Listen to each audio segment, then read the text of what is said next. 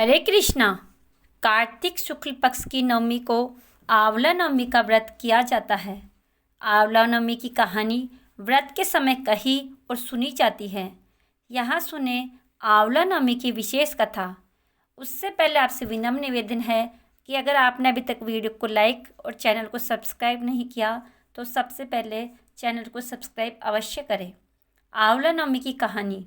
एक राजा था। उसका प्रण था वह रोज़ 1.25 आंवले दान करके ही खाना खाता था। इससे उसका नाम आंवलिया राजा पड़ गया। एक दिन उसके बेटे बहू ने सोचा कि राजा इतने सारे आंवले रोजाना दान करते हैं, इस प्रकार तो एक दिन सारा खजाना खाली हो जाएगा। इसलिए बेटे ने राजा से कहा कि उसे इस तरह का दान बंद कर देना चाहिए। बेटे की बात सुनकर राजा को बहुत दुख हुआ और राजा रानी महल छोड़कर बियावान जंगल में जाकर बैठ गए।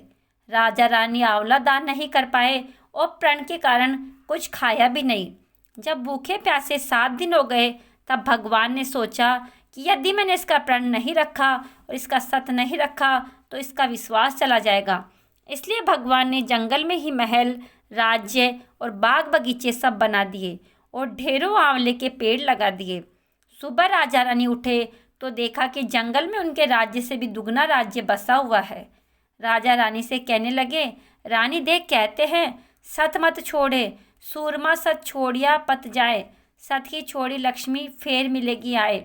आओ नहा धोकर आंवला दान करे और भोजन करे। राजा रानी ने आंवले दान करके खाना खाया और खुशी खुशी जंगल में रहने लगे। उधर आंवला देवता का अपमान करने व माता पिता से बुरा व्यवहार करने के कारण बहू बेटे के बुरे दिन आ गए। राज्य दुश्मनों ने छीन लिया और दाने दाने को मोहताज हो गए और काम ढूंढते हुए अपने पिताजी के राज्य में आ पहुँचे। उनके हालात इतने बिगड़े हुए थे कि पिता ने उन्हें बिना पहचाने ही काम पर रख लिया। बेटे बहू सोच भी नहीं सकते थे कि उनके माता पिता इतने बड़े राज्य के मालिक भी हो सकते हैं, सो उन्होंने भी अपने माता पिता को नहीं पहचाना। एक दिन बहू ने सास के बाल गूंथते समय उनकी पीठ पर मस्सा देखा। उसे यह सोचकर रोना आने लगा कि ऐसा मस्सा मेरी सास के भी था। हमने यह सोचकर उन्हें आंवले दान करने से रोका था कि हमारा धन नष्ट हो जाएगा। आज वे लोग न जाने कहाँ पर होंगे। यह सोचकर बहू को रोना आने लगा और आंसू टपक टपक कर सास की पीठ पर गिरने लगे। रानी ने तुरंत पलट के देखा और पूछा कि तुम क्यों रो रही हो। उसने बताया कि आपकी जैसे मस्सा मेरी सास की पीठ पर भी था। हमने उन्हें आंवले दान करने से मना कर दिया था, इसलिए वे घर छोड़कर कहीं चले गए। तब रानी ने उन्हें पहचान लिया, सारा हाल पूछा और अपना हाल बताया। अपने बेटे बहू को समझाया कि दान करने से धन कम नहीं होता है बल्कि बढ़ता है। बेटे बहू भी अब सुख से राजा रानी के साथ रहने लगे।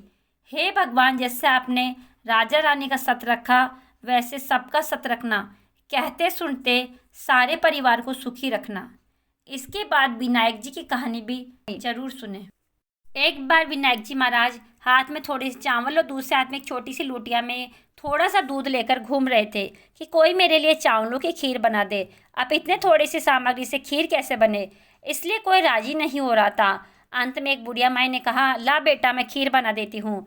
विनायक जी महाराज को अंदर बिठाकर बुढ़िया माई बाहर जाने लगी तो विनायक जी पूछने लगे, कहाँ जा रही हो। इस पर बुढ़िया माई ने कहा, बेटा, खीर बनाने के लिए बर्तन भी तो चाहिए, फिर बना दूंगी।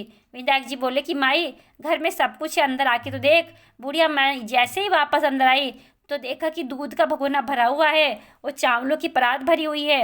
उसने अंदर आके चूल्हा जलाया और बड़े से बर्तन में खीर पकने के लिए रख दी और काम से बाहर चली गई। खीर में उबाल आ गया और खीर निकलने लगी तो बुढ़िया माई की बहू ने कटोरा भर लिया और घर का दरवाजा बंद करके गणेश जी को छींटा लगाकर खाने लगी। थोड़ी देर बाद बुढ़िया माई आई और विनायक जी माई से बोली, बेटा, खीर बन गई है, आके खा ले। इस पर विनायक जी बोले कि माई, मैंने तो खा ली जब तेरी बहू ने छींटा दिया। अब बुढ़िया माई ने बहू को पूछा कि उसने खीर झूठी क्यों की, तो बहू बोलने लगी, सासू माँ, खीर बाहर निकलने लगी थी, मैंने तो कटोरे में भर के खा ली और गणपति जी को भी खिला दी।